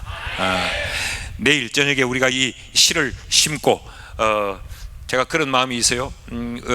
내일 저녁에 여러분 한번 기도해 드리고 싶은 그런 마음이 있어요. 그래서 안수기도를 내일 좀 할까 싶은데 다 할 수 있을런지는 잘 모르겠고 하는 데까지 해볼 텐데, 하나님 앞에 씨를 심고 저는 여러분에게 주의 이름으로 축복을 빌고 그 심은 그 씨앗을 하나님이 풍성하게 거두는 그런 기적의 주인공들이 우리 모두가 될 수 있기를 주의 이름으로 축원합니다. 한 번 더 따라합시다. 심으면 거둔다. 심으면 거둔다. 믿습니까? 우리 다 자리에서 일어나셔서 우리 찬양 하나 부르실까요? 깊은 슬픔 가운데 홀로 방황할 때에 주님은 나를 위로하셨네. 하나님이 우리와 함께 하셔서 심는 대로 거두게 하신다는 걸 믿으면 우리가 믿는 대로 하나님이 되게 하실 줄 믿습니다. 우리 찬양합시다.